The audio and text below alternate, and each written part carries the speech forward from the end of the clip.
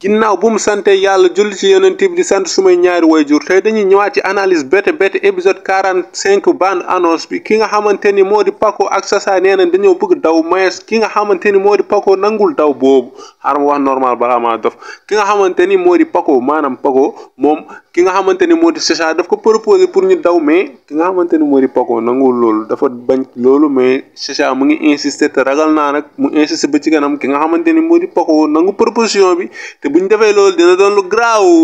Maxuja mu ngi jéem a tëgg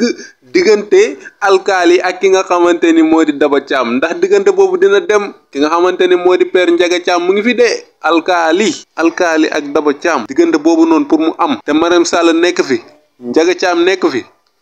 loolu wax leen ma seen avis ci commentaire yi man gaw man dina am de man sama bopp rek laa wax nag waxuma yéen sama bopp laa xam man. Maxuja Tall nag ginnaaw bu mu takkee Umu Kalsum dem na ci peeram Ndiaga Thiam pour expliquer ko ni takk na kooku mais Ndiaga Thiam kontaanu si avant kontaan noon na si maanaam takk bi Maxuja Tall takk mais bu ma xamee ku mu takk daf see mer maanaam xam ngeen rek moom affaire da waaso moom xolal ci xol bi la ko def dafa waroon respecter tradition bi ñu jëm talaax laxi raakam yaayu Paco nag jël na Ami Mbaye di ko jéem a delloo fi nga xamante ni mooy di kër bu mu nekkoon mais ñoom bañ yegsee ba si bunt bi ki nga xamante ne moo di Maxuja Tall daf leen delloo ci biti nee na leen nañu jëlaat seeni valise fekk ca ba ci suuf dem seen yoon merci beaucoup Maxuja Tall ku mer yaa xam maanaam ku xaw ma nuñ koy waxeete sax ku gedd sa yaay aye bu yekkee may la xooñ affaire yooyu noonu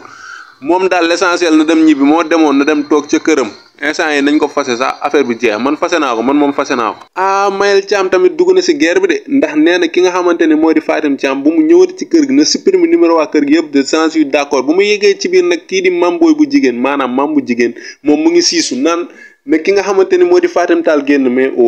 ndeysaan Cuuma Thiam xol bi dafa yaatu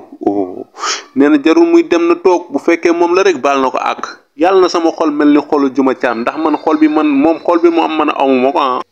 gars yi Dieynaba Tall fippu na de nee na day ñibbi seen kër maanaam yaayam daf ko lakkal ci biir kër gi nga nekk ak sa yaay biir kër gi sa yaay mayu la jàmm moo taxit moom tamit nee na day jël décision ferme dem ñibbi te man loolu laa d'accord moom Maxu bëggante nañ te instant yi Marème Sall lépp naas bu yëgagul ni Amadou Sow toorodo la Amadou Sow rek moo nar a jaxase carte Marème Sall bi loolu rek laay ragal ma ne ko ci kon noonu bandiraabi sikilaa bi su ko defee ñu kaar ba suba ak jàmm 19h30 ñu ñëpp bu ko kenn luppi ñu xool épisode yi nu muy demee